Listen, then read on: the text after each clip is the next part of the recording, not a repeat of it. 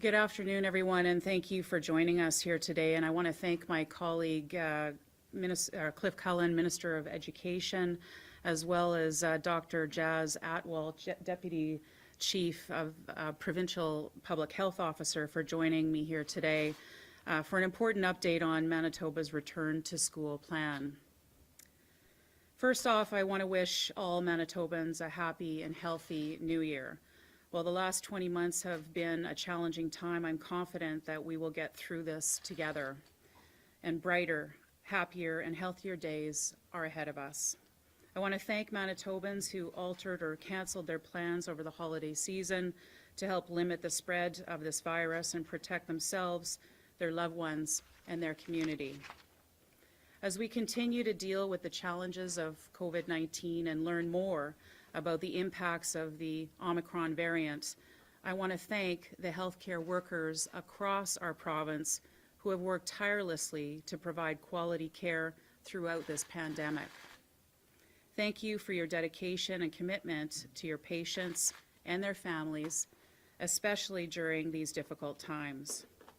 Our government's #1 priority is to protect the health and well-being of all Manitobans, especially our most vulnerable, and this is what brings us here today.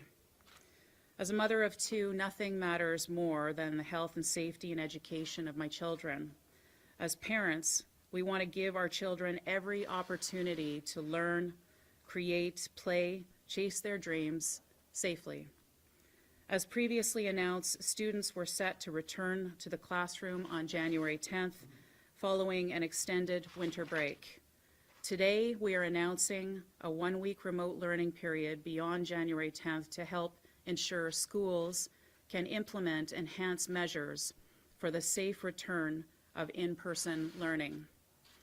We know that our youth learn best in a classroom setting. It is our goal to ensure they can return to the classroom as quickly as possible.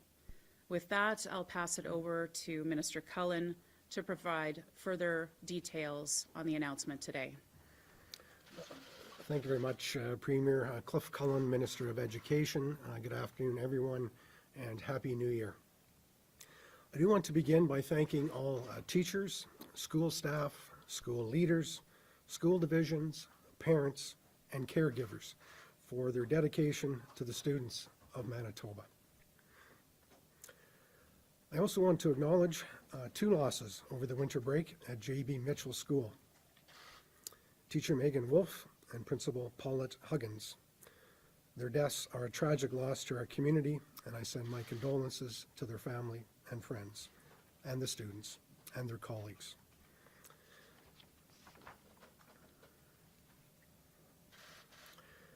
On December 22nd, our government made the announcement to extend winter break until January 10th.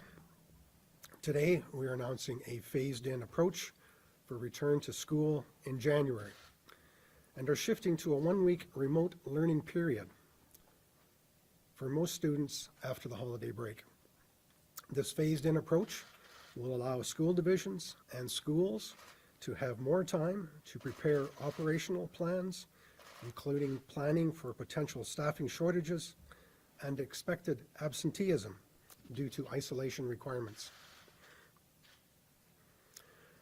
Discussions with Manitoba Education's response planning team have reinforced the importance of this extra time to plan for a return to class as soon as possible.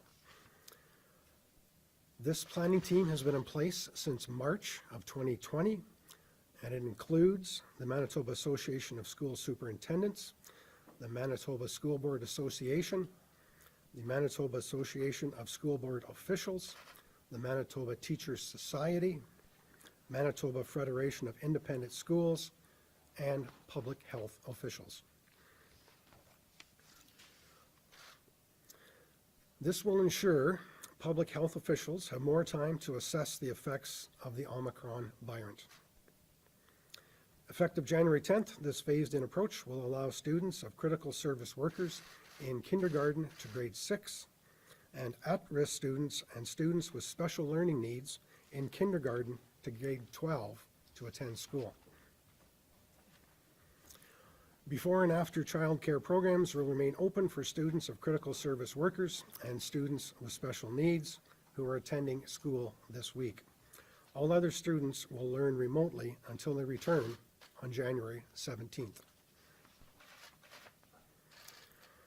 This extra week of remote learning will provide time for distribution of additional masks and rapid tests to schools across the province.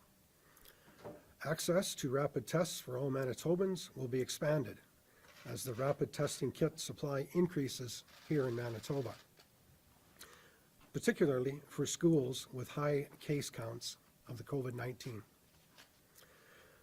We will also be distributing more than 5 million additional child and adult medical masks over the next 8 weeks to increase existing supply in schools. This time will also provide teachers and those over 18 who are eligible to get their booster shots and students 5 and up to get their second dose. To improve accessibility and increase immunization rates, after-hours school-based clinics will continue for students, for staff, and community members. Our government recognizes there are financial pressures related to wage agreements for teachers, as well as the ongoing impact of COVID-19. Today, we're also announcing an investment of up to $80 million in new funding for Manitoba schools for the 21-22 year. Today's investment will ensure our school system is supported, particularly during COVID. Manitoba has exceptional teachers, school staff, and leaders committed to ensuring students reach their full potential. Our investment will enable schools to continue providing high-quality learning for all Manitoba students. With today's funding announcement, our government has invested an additional $200 million for school operations this year alone. This includes $45 million for a 2% property tax offset grant paid directly to school divisions. We've also increased the operating budget for schools. This year, to date, we have invested $63 million to support the COVID response. I will say that Manitoba has one of the highest per pupil COVID funding allocation in Canada. To date, over $330 per pupil. Almost half of this allocation is going directly into the classroom to support additional teachers and educational assistants. The remainder is being used to fund health and safety measures, ventilation upgrades, remote learning, masks, and personal protective equipment. The school division's plan for the next school year, I want to assure them and you that our government is considering future impacts of the pandemic along with other financial pressures as we go forward. Again, I say to all teachers, school staff, school leaders, school divisions, parents, and caregivers, thank you. This phased-in approach will ensure that in-person learning will continue in the longer term for all students. I want to encourage all those that are eligible to get their next vaccination to please do so. This is so critical for our way and our path forward out of this pandemic. And I'll pack it back to the Premier. Thank you, Minister Cullen. I also want to commend our teachers, administrators, education, support staff for all they do to keep our children safe. COVID-19 has challenged us in so many ways, and I thank you for your willingness to adapt and find creative and innovative ways to keep our children engaged and able to reach their full potential. We also want our children to be able to attend school in person and participate in their normal extracurricular and social activities and achieve high vaccination rates in both adults and children, achieving high vaccination rates in both adults and children will be key to ensuring that can continue to happen. I would now like to invite Dr. Jazz Atwal to provide an update from Public Health. Jazz?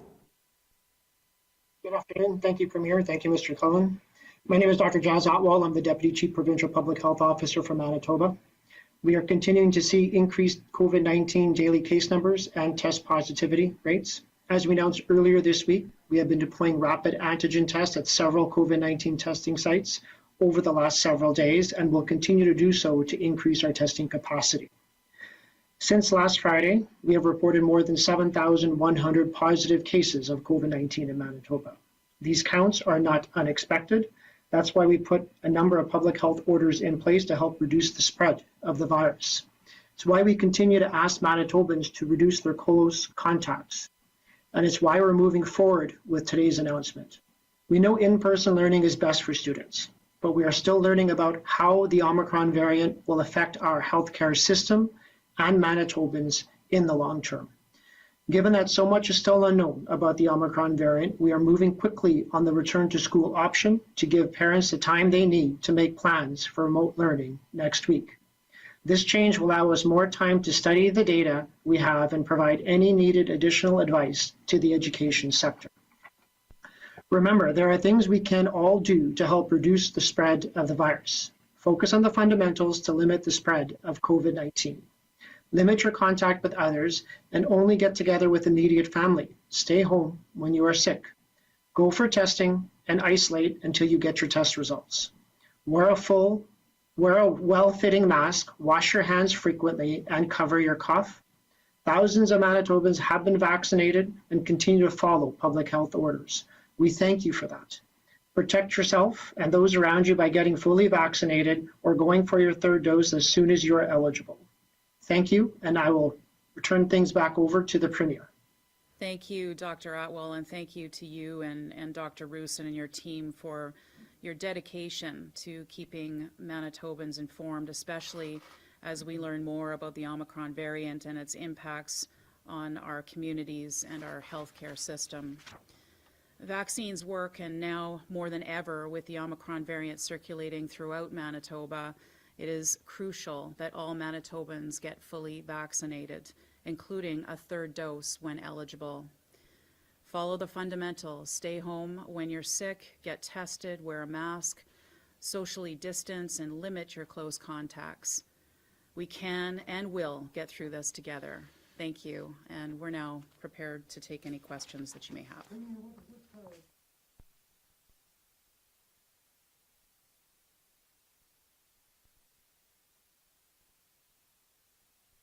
Hospitalization numbers. Why is the decision being made to sort of go at it week by week instead of giving parents and teachers more certainty? So really the reason, and I'll let Minister Cullen answer and elaborate on this, is that stakeholders within the education system have asked for this to adequately prepare for students to go back into the classroom setting. So there's obviously some changes that have taken place there.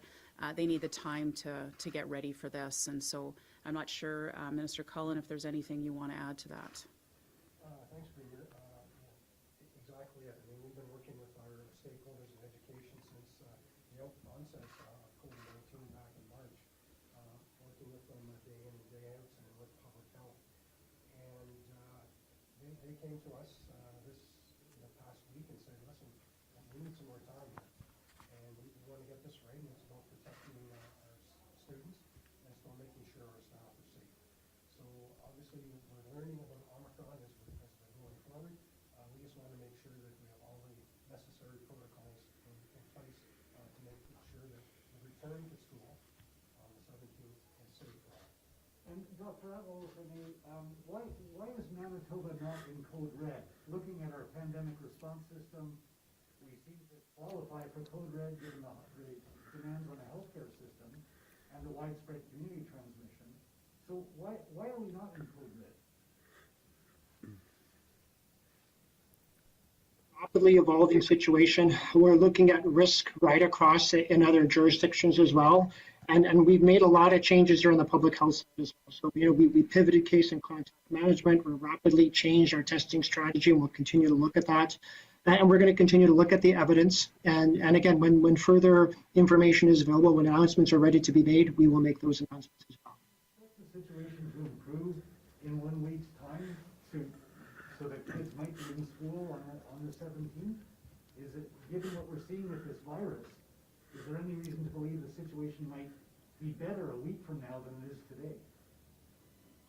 So again, things are rapidly evolving. I think we have to continue to look at what the evidence is showing. And again, we are working behind the scenes quite diligently here to make sure that Manitobans are protected. And then there is a balance here. We have to look at risk, and we have to also look at what the implications of orders are and restrictions are as well.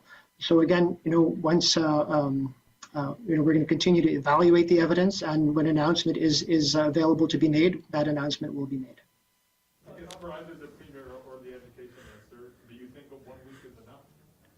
So first of all, I'll just start and let Minister Cullen, again, just a reminder that this is about the education stakeholders asking for an extension to put the appropriate measures in place to ensure the further safety for kids in class learning. So that's what this is about today, rather than it being about sort of what you're alluding to.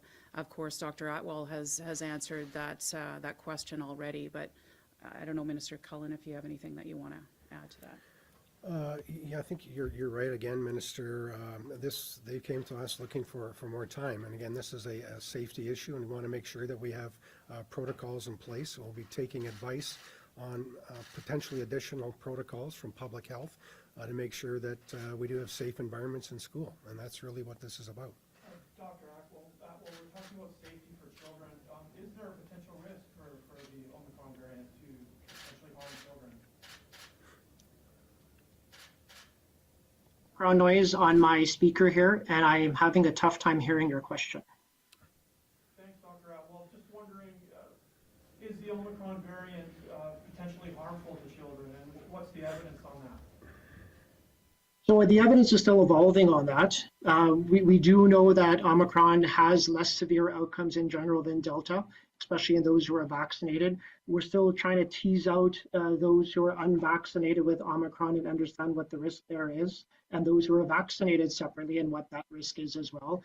And the evidence still has to come in. But in general, an overarching review of this, it does show that Omicron is less severe. In Manitoba at the present time, there really doesn't seem to be anyone in hospital that is any children who are in hospital related to Omicron at the present time as well.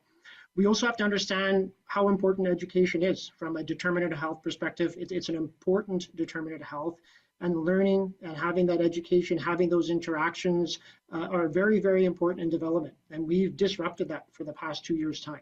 So our goal, and we've always said this, education is very important from a public health perspective. We're doing what we can to mitigate COVID-19 issues within school settings. We're going to continue to work on that and strive for that and get those kids back into the classroom. And this measure here is just an interim step here, a phased-in approach to make sure that we can mitigate as much as possible the impacts of COVID-19 following the holidays to ensure that kids are able to partake in that important activity of being at school.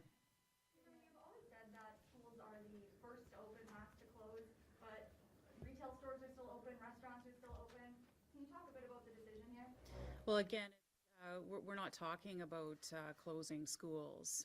What we're talking about is just extending the period of time to allow for the appropriate preparation to take place to ensure, further safety based on this variant within the classroom setting. And so that's what we're here to announce today.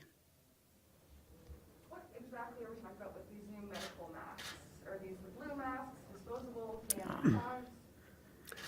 Yeah, I'll just comment on that. I mean, we've been supplying call them medical mask or procedural mask, as you're wearing, to the school system for quite some time. And I think there's some confusion out there in terms of what the different level of protection masks may afford.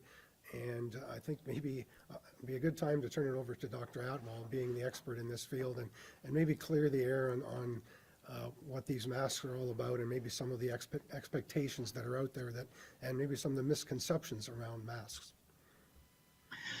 Thank you for that. Yeah, so, from a mask perspective, I think what's really important on the mask side is we have a good seal on a mask. And in younger kids, smaller faces, we want a good fit for that mask as well. So there isn't a universal fit for everyone, and depending on their face, depending on facial hair, etc., you could have different types of seals and fits related to that. I know there's been a lot of talk about N95 masks. I mean, those are used in medical settings where there's aerosol generating medical procedures occurring. A good mask that is a 3-layer mask provides good protection. The important thing there is putting on that mask properly, taking off the mask properly, and making sure there's a nice tight seal there. You could have the best mask available, but if you don't use it properly, if you're not washing your hands regularly, if you're not making sure that there's a nice seal there, the use of that mask actually likely increases one's risk of getting COVID-19, not decreases it. So you want to make sure that, on the masking side, a mask is important. We want everyone to wear a mask. A good mask, a 3-layer mask is important to use. That'll provide good protection as well. And having that nice seal is what we should be looking at, and making sure that the fit is right, especially in young kids, is important as well. So that's comfortable for them, so that they're wearing it, they're not always touching it and moving around. That's very important when we're talking about masks. So let's think about seals, a nice tight seal on a mask, and the fundamentals in wearing a mask as well. That'll go much further in mitigating issues related to COVID-19 than any specific type of mask that one wants to talk about. So Dr. Atwal, does that mean that fabric masks, non-medical masks will still be used in schools, or is now everyone required to wear these 3-layer blue medical disposable masks? Sorry, my speaker isn't working and it's just hard to hear. Can you just repeat that, please? Yep. Dr. Atwal, does that mean, are there going to be any changes to the actual mask protocols and requirements in schools, or will non-medical fabric masks still be all right? And yes. So on the student side, again, we're looking at what the students are comfortable wearing and making sure that there is a nice seal there. Again, we're going to continue to look at the evidence, and as evidence evolves or new information comes in, we might change our recommendation in the future, but at the present time, we have a recommendation. We're going to continue with that recommendation on the mask side. Childcare workers are allowed to go back to work with mild symptoms if they're vaccinated. Will that be the same for teachers as well? So healthcare, I'm going to apologize again. I think we're having some technical difficulties here, but from a standpoint in relation to case and contact management, we have changed our case and contact management so that if one is a case and they're fully vaccinated, as long as 5 days go by, they are able to, return to their workplace and return to society per se, as long as their symptoms are resolving and they have minimal symptoms and they're resolving and they're afebrile for at least 24 hours and they're fully vaccinated, and they have to wear a medical mask for another 5 days afterwards. And we're looking to see what recommendations we'll make on the education side as well, and those are still being finalized. Will this extra week allow for rapid tests for every student in K to 6? So they'll have them in hand by the time they come back to school on the 17th? Yeah, we've sent out 550,000 tests to the students for K to 6. We expect that they will be in their hands still for when they come back to school. This extra week will allow us to get our hands on more of those tests and get them out to schools, particularly those schools that may be facing high numbers or outbreaks. So we want to have making sure we have a targeted approach and making sure we're getting the best value for these rapid tests. Dr. Atwal, there's some technology issues here, but is there a reason you can't be with us today in person answering the questions? I think it's just sort of the format and having the ability to socially distance within that room. Does this have any impact on school-based sporting activities or youth sporting activities? So on the sporting side, my understanding is that is still being reviewed and being looked at in relation to what will happen for that week. Yeah, Dr. Atwal, how many healthcare workers are off sick right now in the province? Can you just repeat that question, please? How many healthcare workers are off sick right now in Manitoba? I don't have that number. Perhaps our communication side might be able to provide that to you after the meeting here. We'll jump to participants joining via Zoom, and then we'll come back to the room before we wrap it up. Thank you. A reminder to our reporters on the line, you will have one preliminary and one follow-up question. Up first this afternoon from the Brandon Sun, Kyle. Good afternoon. I don't know who this question is for specifically, but I want to go back to something that Mr. Atwal said. He said that this spike in COVID cases was not unexpected. So I'm wondering, if this wasn't unexpected, why is this move being made right now? Back in December, Dr. Rusum was predicting 1,000 cases a day by this point in the new year. So I'm wondering why the province didn't take proactive measures like they did in December of 2020 and announce a move to remote learning early that month instead of in the new year. So when we were looking at cases back in December, I mean, there was a model there, and models, we've had lots of different models showing lots of different things, and sometimes they're accurate, sometimes they're not. We knew that cases would increase, just from the inherent nature of this virus. It is much more infectious.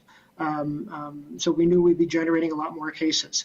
And the evidence was still rapidly evolving at that time. It's always easy to go back, and hindsight's always 20/20. We were rapidly changing a lot of the things that we're doing in public health during that time as well, and in different sectors. We knew schools would be off for a period of time as well. And from a planning perspective, we wanted to see what the impacts of cases were early in the new year, and perhaps have more information available from other jurisdictions on the impacts of severe outcomes as well. And that information is still coming in.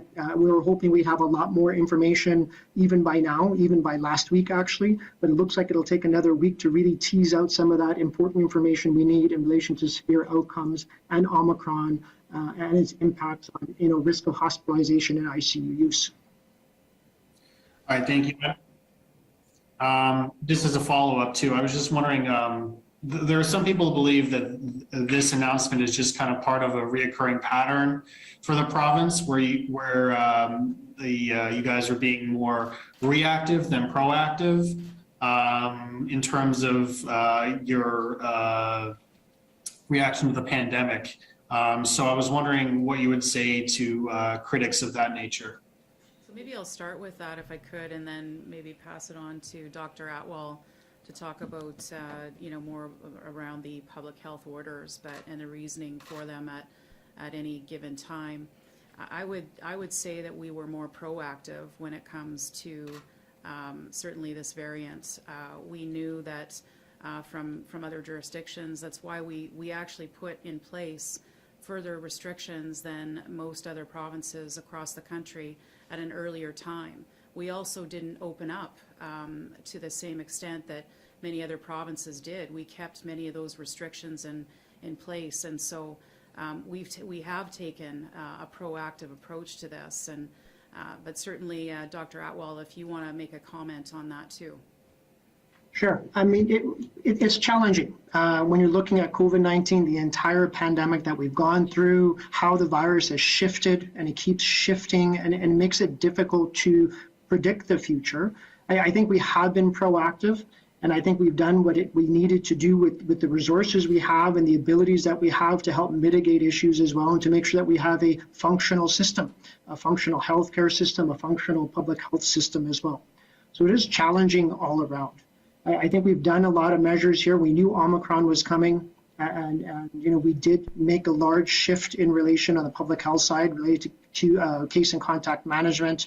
We shifted testing. We shifted it more than once because of the issues related to testing and the demand on that testing. We've incorporated a lot of other types of testing tools as well to help, again, try to mitigate that issue and to try to see what is the best path forward in relation to managing Omicron as well. I know the acute care system has always trying to been proactive to try to increase their capacity to be able to manage cases related to Omicron as well, and to COVID-19, whether it's Delta or Omicron as well going forward. So it's just challenging all around. And again, we don't have crystal balls. We're doing the best that we can with the information and resources we have to, again, try to, keep Manitoba safe, to keep Manitobans safe, and to ensure that we're able to partake in those activities that we enjoy to do. And that is a challenge. When we look at impacts on health, it's not just the acute care system we have to look at. We have to look at all the other impacts on health. There's a number of determinants of health, and education is one of them. That's why we've always prioritized education, and that's why we're doing this phased-in approach to education, try to make sure kids are able to be in school, to help mitigate those issues of COVID-19 in schools, to make sure that there's teachers there to teach as well. I have 3 kids in school. School is very important in my life and will be important in their life, and it should be important in every Manitoban's life, whether you're a parent or a student or a grandparent. So we're going to try to create, as best as we can, a safe environment for that. We're trying to be as proactive as we can be, but there's a lot of things that happen, and there's a lot of things that we have to deal with to mitigate issues and to be able to keep pushing forward our ability to try to keep Manitobans safe and adjust to how the virus is adjusting to our measures as well. So we're going to continue to do that, but it is a challenging situation for sure. All right, thank you. From CJOB, Rosanna. Hi there. The Manitoba Pediatric Society addressed a letter to you, Premier Stefanson and Minister Cullen, yesterday, calling for children to go back to school, provided some conditions were met, like providing higher quality masks, improving ventilation, making rapid and PCR tests available to symptomatic staff and students. Were those considered in this decision, and why haven't the province's resources been prioritized to keep children in school before getting to this point? Yeah, ever since COVID became a challenge for us in Manitoba, we've taken a proactive approach. The first year we invested $185 million to combat COVID. This year, $63 million to date. A lot of that, again, goes into masks, personal protective equipment, rapid testing kits, enhancing ventilation. We've invested money in remote learning. And most importantly, we've put extra teachers in classrooms because of COVID. And we've also put additional education assistants in classrooms as well. So we've been very proactive ever since the outbreak of COVID. Clearly, we're facing a new variant, and we want to make sure we're taking every precaution necessary against Omicron and protecting our students and our staff as we go forward. That's why the people within the system have asked for this extra week to make sure that we have precautions in place, that we've got proper protocols in place to keep everyone safe. Thank you. Premier Stefanson, in the past with remote learning and other restrictions, the period has often been extended beyond the initial announcement.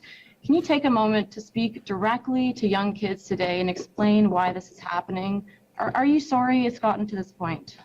So this is all about, and I'll repeat it again, and I know that Minister Cullen has mentioned this as well, that this is about ensuring that we take the time and that we give the appropriate time for those individuals to prepare for in-class learning. And so it's really about putting the proper protocols in place and taking the time to do that.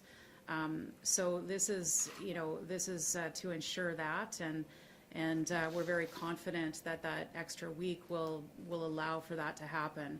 We obviously agree with the Pediatric Society and others that in-class learning is the best option for our children, and we will continue, but we need to do it in a safe way and allow for the appropriate protocols to be put into place to ensure that safety as well. And so we will continue to work with stakeholders toward that end to ensure that by the 17th all is in place to return kids to the classroom.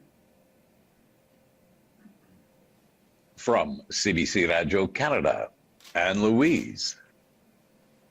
Hello. Well, the student at the origin of the petition to keep Manitoba students in person told me that many students do not have the material to properly follow online courses. Do you plan something in terms of maybe computer, for example?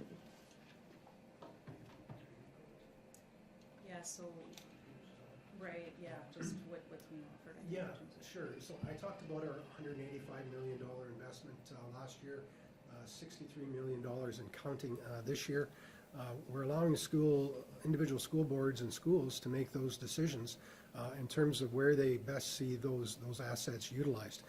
I know a lot of school divisions and schools have purchased equipment, in-class equipment, to whether those be whiteboards or laptops for individual students.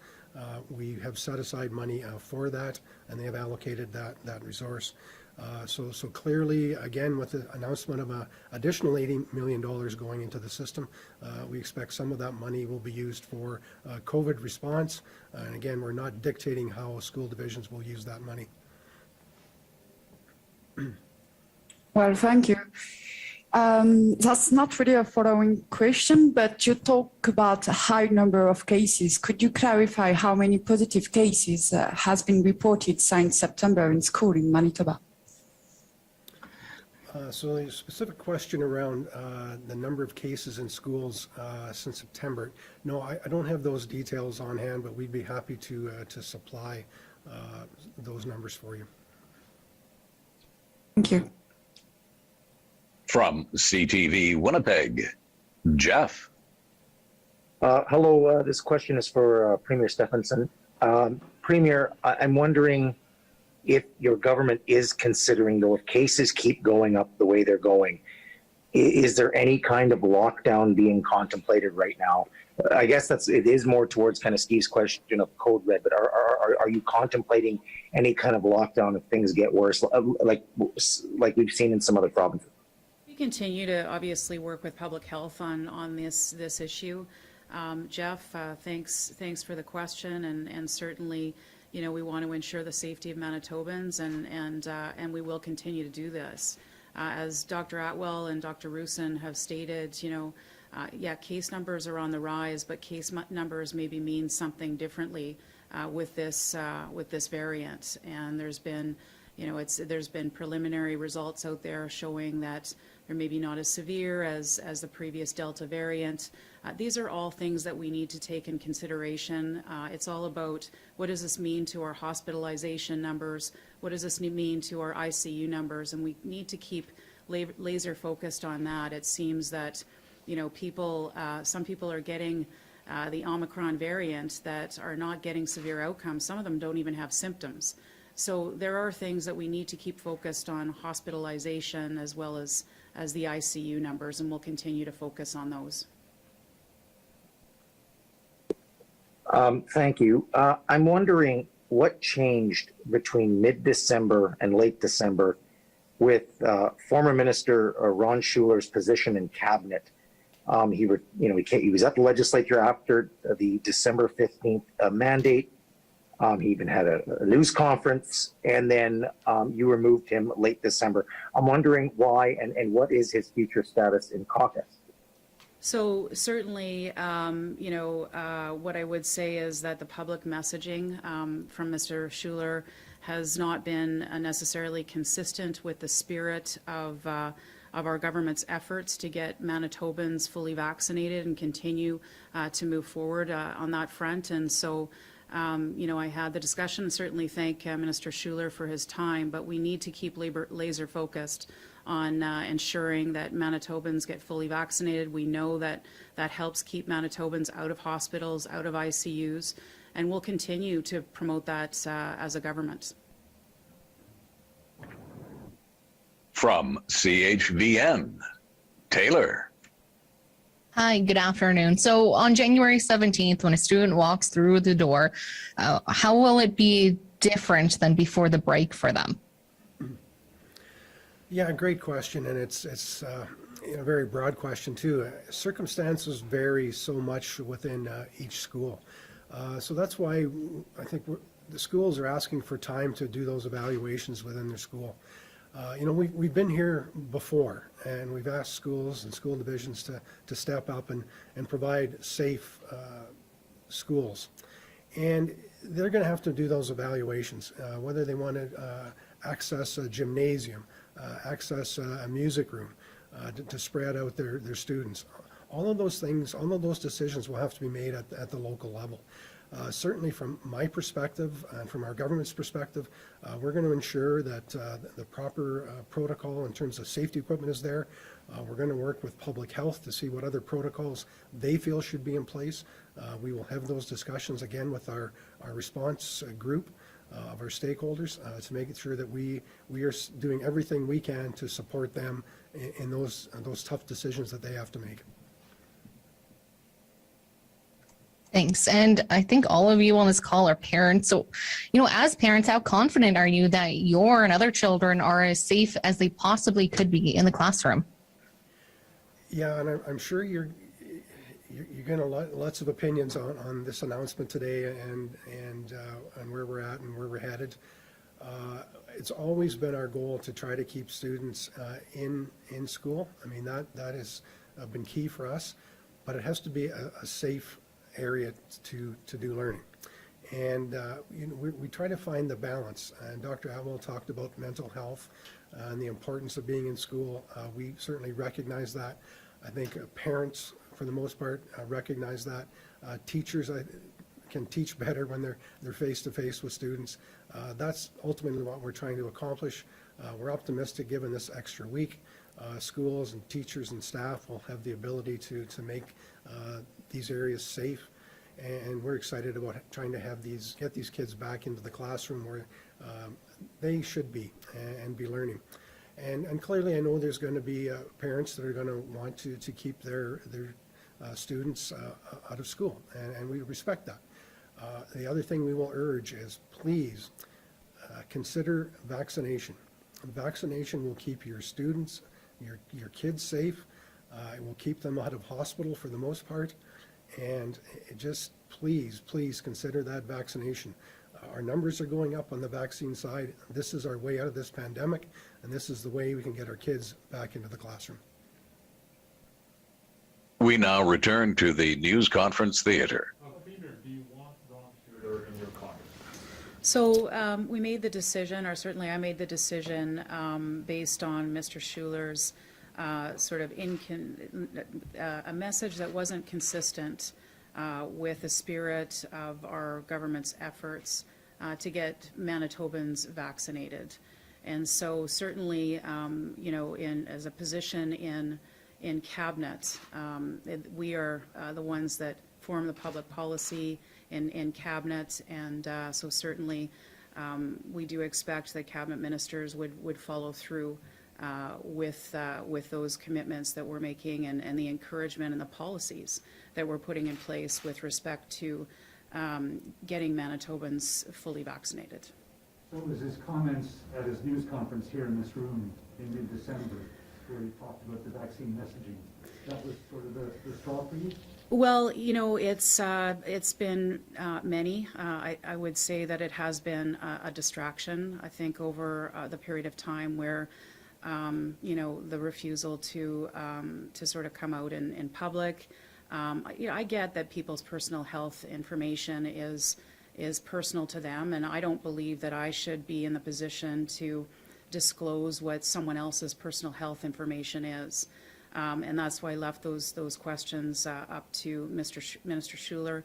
And certainly, I think it just was going against the spirit of our policy of wanting to ensure and encourage as many Manitobans to get vaccinated as we could. Continue to be in your caucus? He is in our caucus, yes. And will continue to be so? There's no vote on him coming up? Not that I know of, no. Okay. Dr. Atwal, I'm going to go back to my Code Red question.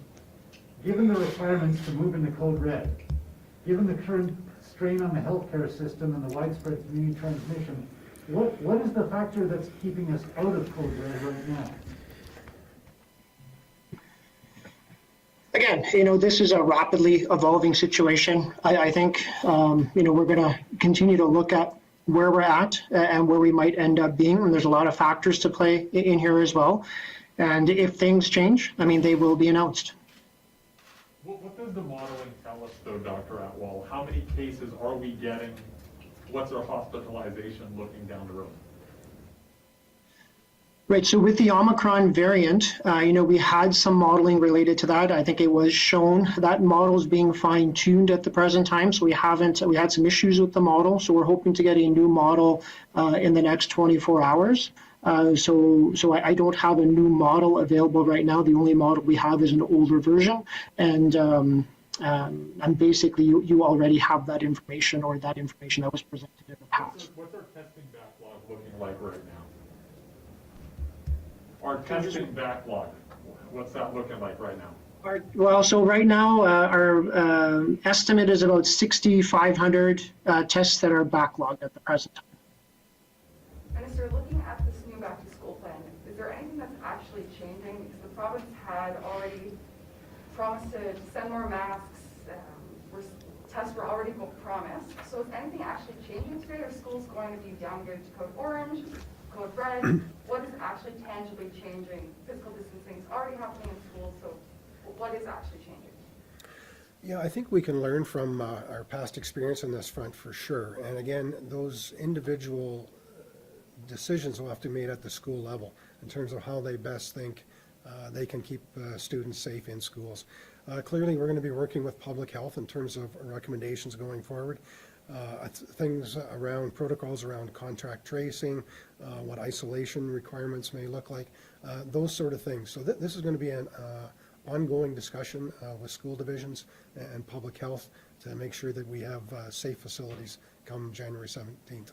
We know that Omicron is highly transmissible, so is anything changing to lunchtime requirements? Students are all taking their masks off. We know obviously the mask requirements aren't changing.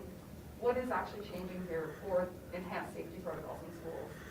Yeah, we want to make sure that masks and personal protective equipment are there. We've committed to additional $5 million. We're going to put rapid tests available to communities that have outbreaks or high cases so that we can track certainly symptomatic cases there. We're going to continue to make investments and allow school divisions to make those individual recommendations as it pertains to those individual schools. Is there any thought about mandating boosters for school staff or mandating vaccination across all staff? No consideration of mandates. We're having in-school vaccination clinics. They're available to students and staff and community members. We're trying to make these vaccines available as much as possible. We're excited. The numbers are still going up in terms of the people getting vaccines, and especially now the youth are engaged too in the 5 to 11 population. So as we get more needles in arms, the safer the school settings become. Other jurisdictions have stopped or decided to announce they're going to be no longer providing information about school cases. Is Manitoba committed to continuing to make those figures public? Yeah, we fully intend to have our COVID website up and running to trace those schools with cases. Obviously, we're working on the contact tracing with our public health officials and school officials. So we're working through that, and we're working through the isolation requirements as well. Dr. Atwal, back on testing, we have people waiting longer than a week. What is the wait time at this point, and when does that start improving? So I do understand, like, a number of people have waited 5-6 days. Our backlog is about 6,500. We added in some increased PCR capacity just late last week. So we're hoping that will help out over the next few days' time. It already is helping out. I mean, our backlog was close to 10,000. So we are gaining some ground there with the rapid deployment of using rapid antigen tests in specific situations as well. That's alleviating some of the strain off the PCR side. But it will still continue to be strained, continue to be overwhelmed for the next several days for sure. And we'll have a better idea in relation to how much of a backlog there is in a few days' time, obviously, especially with another provider providing their services as well to help ramp that up. But do expect delays for the next few days for sure. Premier, the news release alludes to rapid tests, and more of that's going to become available as well for the general public. When will that happen, and how will that be distributed? Yeah, good question, Ian. And we're just waiting on further supply. from the federal government. We'll continue to allocate those in the appropriate targeted places, obviously looking at more within our healthcare system, more within our testing sites, because we know that that has already reduced the backlog. I think it was 11,500 down to 6,500 today. We want to continue to move in that direction. So we'll continue to do that. And, you know, obviously in schools as well, those are the areas where we want to target those. So again, it's looking at further supply, and we have put in a request for more supply from the federal government to ensure that we have the adequate access to those tests where we're focusing. Are there more restrictions coming? Can you confirm that? Again, I think Dr. Atwal has spoken as well, and we're in ongoing discussions. This is an ever-evolving situation, and I think we're learning more and more about the Omicron variant every day that goes by, and there's certain preliminary, evidence that shows that it's maybe wider spreading, but not as severe. And so those are some of the things that, you know, we'll look at. We'll continue to work with public health on those matters. Premier, you Last talked one about here, guys. the consistency of messaging. And from what I can tell, Ron Schuler was consistent in his messaging from, you know, the first time he was asked about his vaccination status and he refused. So, the consistency seems to be, there's a lack of consistency in what's expected of members of cabinet maybe. I'm just wondering, what changed? I mean, he has said he was not discussing it. 2 weeks ago in a year-end interview, he said, you know, he's met the requirements, and, you know, as long as he's following the rules, that's fine. Well, what rules changed, or how did the goalpost change? Was it just with Omicron, you needed to get the message out more forcefully that everyone needs to get vaccinated? Was that what was the determining factor? Because it almost seems like the goalposts were moved. Like he went and must have gotten fully vaccinated in order to be able to stay in cabinet, and then, you know, he's out. So I guess I'm wondering is what's the inconsistency? So I think what you're asking about really is the timing of it, and certainly we've had a lot on the go, the 8 weeks or whatnot that I've been in this position, and so certainly we've had a lot on the go, and you know, so that was what I felt was the appropriate time to take action. There are a number of contributing factors, and I've already outlined those, and so that's the reason for the timing, why it took place at that particular time. Minister Cullen, there's 80 million that's been committed for, you know, new funding, but the news release alludes to some of that money going to wage agreements for teachers. To me, that doesn't sound like a pandemic measure. How much is going to settling teachers? Yeah, that's a great question. You know, we've had some feedback from school divisions in terms of their pressures in regard to the new contract they've signed with teachers. So, in each school division, this will vary, whether they've had surpluses or whether they've actually budgeted for those increases. So, it's pretty hard to respond because each case will vary with each school division. And I don't have a number for you today in terms of what percentage of that 80 million will be available for the actual COVID resources. We have developed a funding formula for that $80 million to get it out to schools. So we want to make sure that they have that information as soon as possible. Again, this is for pressures within the current year. I think it's fair to say that we recognize they have pressures going forward. School divisions are starting to budget for next school year. So their budget is July 1st.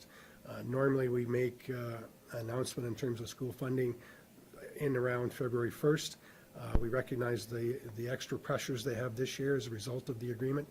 We're going to try to get a number to them prior to that so that they can to go forward and do their work in terms of their respective budgets for next year as well. Thanks, everyone.